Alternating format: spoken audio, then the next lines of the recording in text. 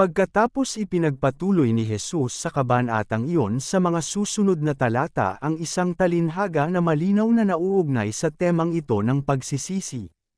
Pagkatapos ay sinabi niya ang talinhagang ito.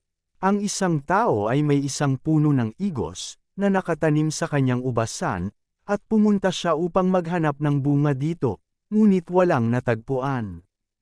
Kaya sinabi niya sa taong nag-aalaga ng ubasan, sa 3 taon na akong pumupunta upang maghanap ng bunga sa punong igos na ito at wala akong natagpuan. Putulin ito. Bakit pa ito gumagamit ng lupa?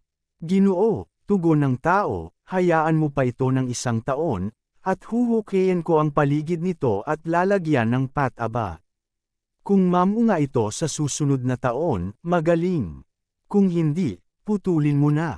Tingnan ninyo. Iyon ang pangunahing prinsipyo, kung mamunga ito, hayaan itong mabuhay, kung hindi ito mamunga, putulin ito. Iyon ang saloobin at relasyon ng Diyos sa buhay ng bawat isa sa atin. Inaasahan ng Diyos ang mabuting bunga mula sa ating mga buhay, at kung ang mabuting bunga ay hindi natagpuan, ang hatol ng Diyos ay putulin ito. Bakit pa ito gumagamit ng lupa? Gumawa ng lugar para sa isang bagay na mas produktibo sa lugar nito. Kaya sa talinhaga, ang pariralang, paghuhukay sa paligid nito, at paglalagay ng pataba, ay isang dramatikong paraan ng pagsasalarawan ng huling urgenteng tawag ng Diyos sa pagsisisi, at kung hindi tayo tumugon sa tawag na ito, dapat nating maranasan ang parehong kapalaran ng puno ng igos. At maaaring nasa ganitong yugto ang inyong buhay habang pinapakinggan ninyo ang mga salitang ito ngayon.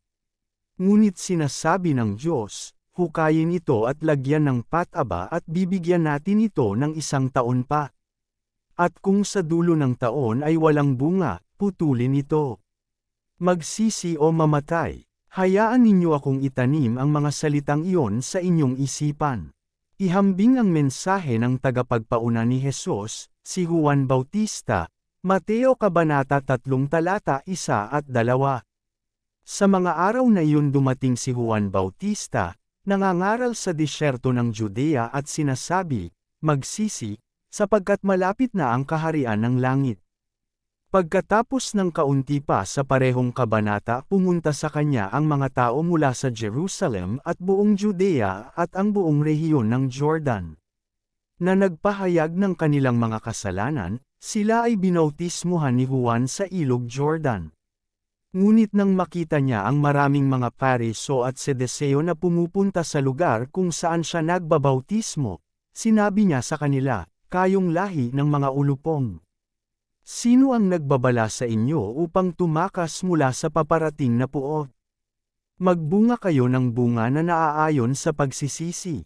At huwag ninyong isipin na masasabi ninyo sa inyong sarili, mayroon kaming si Abraham bilang aming ama. Sinasabi ko sa inyo na mula sa mga batong ito, ang Diyos ay maaaring magpalitaw ng mga anak para kay Abraham. Ang palakol ay nakalagay na sa ugat ng mga puno, at bawat puno na hindi nagbubunga ng mabuting bunga ay puputulan at ihahagis sa apoy. Isang napakadramatikong pahayag. Ang palakol ay nakalagay na sa ugat ng mga puno. Ang tanging paraan upang makaiwas sa palakol, ay magbunga ng mabuting bunga. Ang bawat puno na hindi nagbubunga ng mabuting bunga ay puputulan, ihahagis sa apoy. Ang mensahe ni Juan ay pagsisisi. Ang mga Pariso at mga Sedeseo na napakarelihiyoso ay pumunta sa kanya. Ngunit sinabi ni Juan sa katotohanan, hindi kayo nagsisi. Walang bunga sa inyong buhay na nagpapahiwatig ng pagsisisi. Huwag ninyo akong hilingin na bautismuhan kayo. Kinakailangan ko ang bunga, at si Juan ay kinatawa ng Diyos na humihiling ng bunga, hindi mga dahon.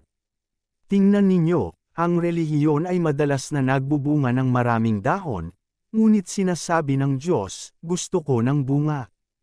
Gusto ko ng tunay na katwiran, tunay na pagmamahal, tunay na katapatan, tunay na sinseridad, tunay na pananampalataya sa akin, tunay na pagtatalaga ng inyong buhay, inyong oras, inyong pera, Huwag lamang ninyong ialok sa akin ang mga dahon ng relihiyon. Hindi ako interesado sa mga iyon. Bunga ang hinahanap ko, at bawat puno na hindi nagdadala ng mabuting bunga, ay puputulan at ihahagis sa apoy. Ang mensahe, magsisi o mamatay. Ang pagsisisi ay isang bagay na hindi natin kayang takasan. Ito ay isang bagay na kinakailangan sa bawat isa sa atin. Kung ito ay napakahalaga sa ating kapakanan at ating panghabang buhay na hinaharap, kailangan nating malaman kung ano talaga ang pagsisisi, ano ang tunay na hinihingi ng Diyos sa atin. Kaya tatapusin ko ang talakayan na ito ngayon sa pamamagitan ng maikling pagpapaliwanag ng pagsisisi.